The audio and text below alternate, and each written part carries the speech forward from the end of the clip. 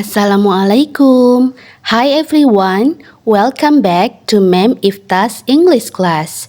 Today we are going to study about nominal sentences in past tense. Hari ini kita akan belajar tentang apa itu kalimat nominal berbentuk past tense. Yuk simak videonya baik-baik. What is a nominal sentence? Apa itu kalimat nominal? A nominal sentence expresses a subject and a complement without a verb. Dengan kata lain, kalimat nominal tidak memiliki kata kerja, hanya menjelaskan subjek dan pelengkap.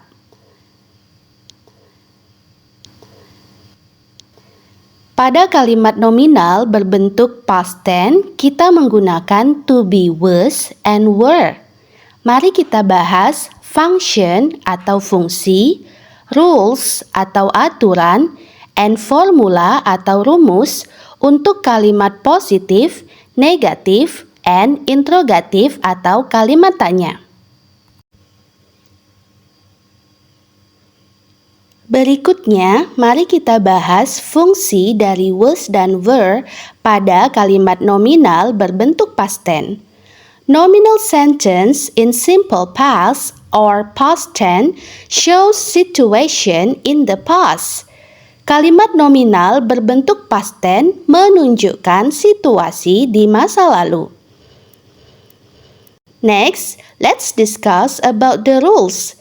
Berikutnya, mari kita bahas bagaimana aturan menggunakan was dan were pada kalimat nominal berbentuk past tense. Untuk subjek yang diikuti was adalah sebagai berikut: I, she, he, it.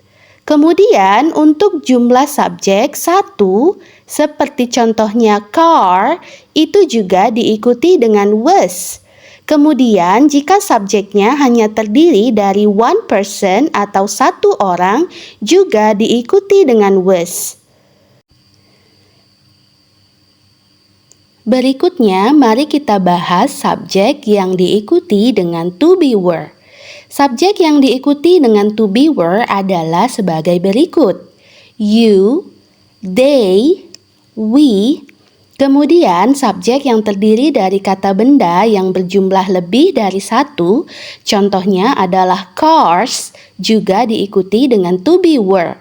Kemudian subjek yang terdiri dari orang yang berjumlah lebih dari satu, contohnya Tom and Jay, juga diikuti dengan to be were. Selanjutnya, mari kita bahas formula atau rumus untuk kalimat nominal berbentuk past tense. Yang pertama adalah formula atau rumus untuk kalimat positif. Untuk subjek I, she, he, it atau subjek yang berjumlah satu ditambah was, kemudian ditambah dengan noun, adjective, atau adverb of place or time. Sedangkan untuk subjek you, we, they, dan subjek yang berjumlah lebih dari satu ditambah were, kemudian ditambahkan pelengkapnya. Selanjutnya, rumus untuk kalimat negatif adalah sebagai berikut. Untuk subjek I, she, he, it, dan subjek yang berjumlah satu, setelah to be was ditambahkan not, kemudian diikuti dengan pelengkapnya.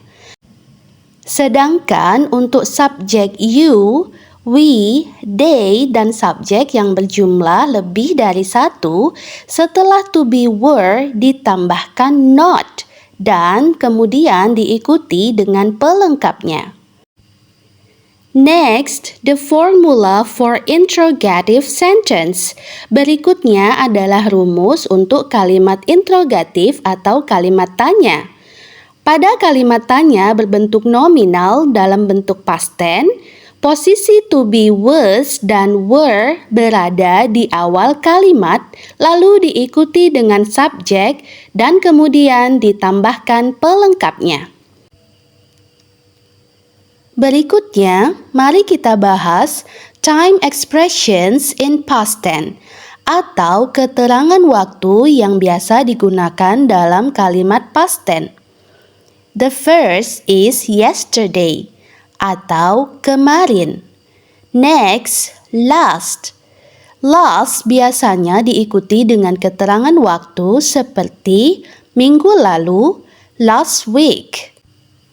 Tahun lalu, last year. Atau bisa juga diikuti dengan nama hari, seperti last Sunday atau hari Minggu yang lalu. Sedangkan untuk kata ago biasanya didahului dengan durasi waktu. Contohnya 2 hari yang lalu. 2 days ago. Mari kita simak contoh kalimatnya. We were elementary students in 2019. Pada kalimat nominal ini, menunjukkan situasi pada tahun 2019 bahwa kita masih duduk di bangku sekolah dasar. Pada kalimat nominal ini, pelengkapnya adalah kata benda atau noun, yaitu elementary students. Selain dilengkapi dengan kata benda atau noun, kalimat nominal juga bisa dilengkapi dengan adjektif atau kata sifat. Contohnya sad atau sedih. I was sad yesterday. Saya sedih kemarin. Bisa juga diikuti dengan keterangan tempat atau adverb of place. Contohnya at the zoo. Dan yang terakhir, kalimat nominal juga bisa dilengkapi dengan keterangan waktu atau adverb of time. Contohnya last week, minggu lalu.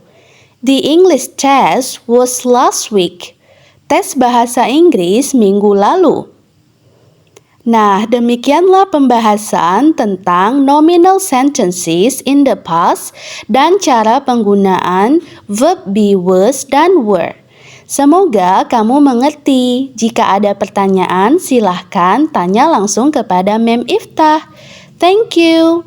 Wassalamualaikum warahmatullahi wabarakatuh.